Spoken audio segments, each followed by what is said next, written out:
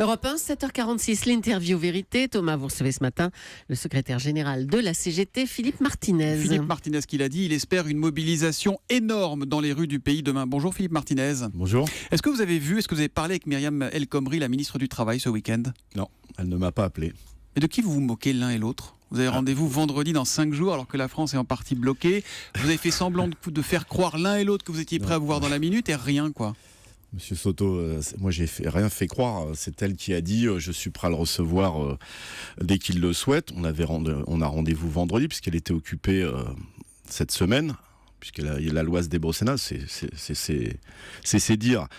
Elle a mon numéro de téléphone, elle peut m'appeler quand elle veut pour qu'on se voit avant vendredi. Je suis disponible, je l'ai déjà dit. Laurent Berger dénonce vos postures aux uns et aux autres. Il parle d'un jeu de rôle où chacun prétend montrer ses muscles. On a un petit peu l'impression qu'il a raison quand même, que c'est du grand cinéma tout ça. Non, je ne crois pas. Laurent Berger dit ce qu'il veut. Ça fait 3 mois qu'on demande à discuter avec le gouvernement et pour l'instant, ce n'était pas possible. On note avec satisfaction que maintenant c'est possible et c'est vendredi, je le répète. Mais c'est loin, ça veut dire encore une semaine de perturbations pour ceux qui sont dans le train, ça veut dire encore une semaine de problèmes dans les raffineries, ça veut dire encore une semaine de problèmes, non? Oui, dans les déchetteries. Vous avez raison, et c'est 3 mois, c'est trop, oui. Mais dites-le au gouvernement. Dites-le au gouvernement. Ça fait 3 mois qu'on demande à discuter. Je vous rappelle qu'on a écrit les 7 organisations syndicales au président de la République le 20 mai. On n'a toujours pas de réponse. Donc dites-le aux responsables et pas au secrétaire général de la CGT. Alors formellement, vous ne demandez plus le retrait de la loi, Philippe Martinez, mais celui de ces 5 articles principaux, ce qui revient quasiment au même. On sait déjà que vendredi, Myriam El Khomri va vous redire non. Et après, ça continue, on est parti jusqu'à Noël? Pourquoi vous avez un scoop qu'elle va dire non? Parce que le gouvernement a dit qu'il ne reviendrait pas sur l'article 2. Quand on veut se sortir d'un mouvement d'une très grande ampleur comme nous le connaissons, il faut pouvoir discuter et pas justement être dans une posture comme le fait le gouvernement. Vous demandez le retrait des 5 articles principaux, c'est une posture aussi. Il me semble qu'il y a un problème autour de cette loi, ou alors je ne comprendrais pas une telle mobilisation et de tels débats. Donc nous retournons voir le gouvernement avec des propositions. Nous allons discuter, mais nous espérons que le gouvernement n'est pas justement dans une posture... Mais vous êtes prêt à discuter sur vos propres propositions ou pas? Ça fait 3 mois qu'on est prêt à discuter. Ça fait 3 mois qu'on est prêt à discuter, plus de 3 mois maintenant. Donc, soit on reste figé comme le fait le gouvernement, soit on écoute ce que dit l'opinion publique, ce que disent les salariés, ce que dit une majorité de syndicats, car il faut le répéter, nous sommes une majorité de syndicats à dire ce texte tel qu'il est, il ne va pas. Donc, mais aujourd'hui, une minorité de salariés qui sont en grève. Est-ce que vous avez envie de trouver une porte de sortie, Philippe Martinez? Est-ce qu'aujourd'hui, c'est une priorité pour vous? Mais c'est pas une porte de sortie, il y a un problème, il faut en discuter.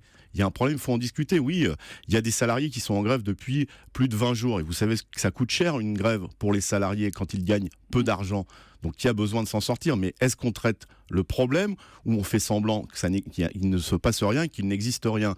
Il y a aussi, vous l'avez noté, des débats au sein de la majorité, enfin de ce qu'il en reste présidentiel. Il y a des députés socialistes qui disent il faut discuter, il faut trouver une solution. Pour l'instant, ceux qui ne veulent pas discuter, ou en tout cas qui restent figés, c'est le gouvernement, le président de la République, le Premier ministre et la ministre du Travail. Tant que vous ne trouverez pas une solution satisfaisante, le mouvement continuera. Vous souhaitez qu'il continue? Mais moi, je ne suis pas pessimiste.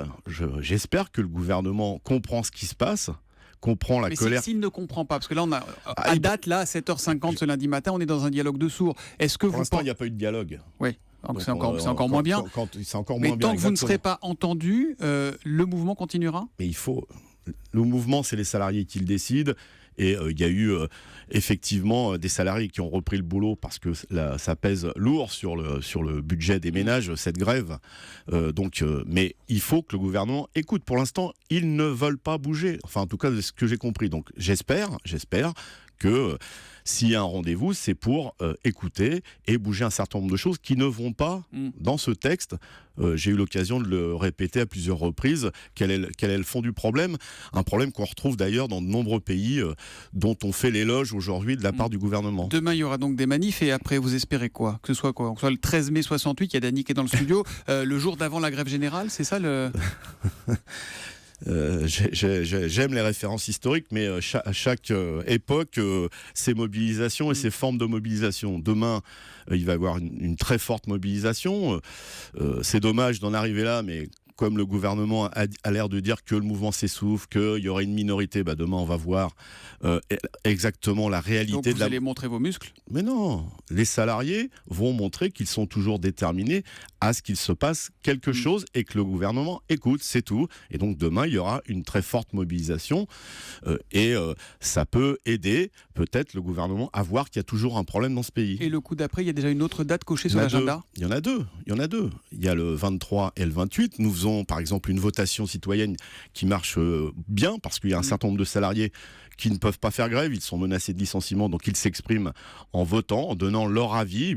Nous irons remettre cette votation citoyenne au gouvernement ou au président de la République. On n'a pas défini encore à qui nous l'adresserons. Dernière question, en ce moment, certains auditeurs vous écoutent en essayant de prendre le TER ou un train. On ne connaît toujours pas la position de la CGT sur l'accord proposé mardi dernier par la direction de la SNCF.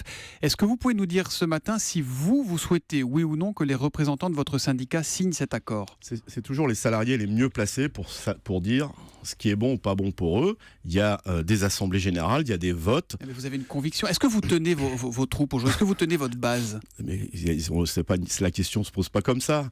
Je ne suis pas un sergent-chef ou je ne sais quoi, un caporal-chef qui dit c'est comme ça et pas autrement. La démocratie, vous savez ce que ça veut dire.